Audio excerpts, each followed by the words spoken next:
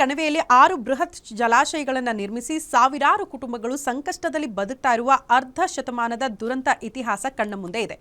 ಯೋಜನೆಯ ಕುರಿತು ಮಾಹಿತಿ ನೀಡಿದೆಯೇ ಚಟುವಟಿಕೆ ಆರಂಭ ಮಾಡಿರೋದು ಸಂತ್ರಸ್ತರಿಗೆ ದಿಕ್ಕೆ ತೋಚದಂತಾಗಿದೆಯಂತೆ. ಮತ್ತೆ ಸಂಕಷ್ಟದ ಪರಿಸ್ಥಿತಿಯನ್ನು ಎದುರಿಸುತ್ತಿದ್ದಾರೆ. ಈ ಕುರಿತ ಒಂದು ವರದಿ ಇದೆ, ಬನ್ನಿ ನೋಡ್ಕೊಂಡು ಬರೋಣ.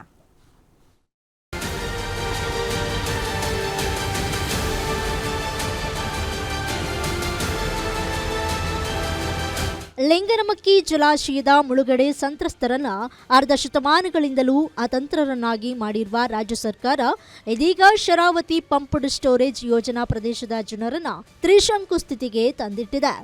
ಸುಮಾರು 10,000 ಕೋಟಿ ವೆಚ್ಚದಲ್ಲಿ ಶರಾವತಿ ಪಂಪ್ಡ್ ಸ್ಟೋರೇಜ್ ಯೋಜನೆ ಜಾರಿಗೆ ಮುಂದಾಗಿರುವ ರಾಜ್ಯ ಸರ್ಕಾರ ರೈತರ ಜಮೀನನ್ನ ಯಾವುದೇ ನೋಟಿಸ್ ನೀಡದೆ ವಶಪಡಿಸಿಕೊಂಡಿದೆ. ಇನ್ನೊಂದೆಡೆ ಸಾರ್ವಜನಿಕ ಅಹವಾಲು ಸ್ವೀಕಾರ ಸಭೆ ನಡೆಸಿದ್ದು ಭಾರಿ ವಿರೋಧ ವ್ಯಕ್ತವಾಗಿದೆ.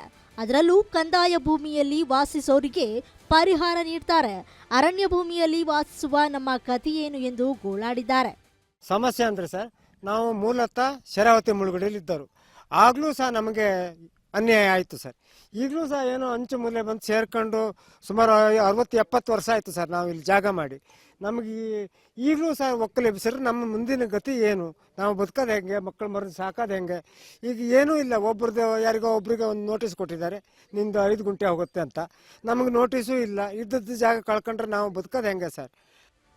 ಇನ್ನು ಶರಾವತಿ ಪಂಪ್ಡ್ ಸ್ಟೋರೇಜ್ ಯೋಜನೆಯನ್ನ ಜಿದ್ದಿಗೆ ಬಿದ್ದು ಜಾರಿಗೆ ಮುಂದಾಗಿರುವ ರಾಜ್ಯ ಸರ್ಕಾರ ಈಗಾಗಲೇ ಹೈದರಾಬಾದ್ ಮೂಲದ ಮೆಗಾ ಎಂಜಿನಿಯರಿಂಗ್ ಮತ್ತು ಇನ್ಫ್ರಾಸ್ಟ್ರಕ್ಚರ್ಸ್ ಸಂಸ್ಥೆಗೆ ಟೆಂಡರ್ ನೀಡಿದೆ.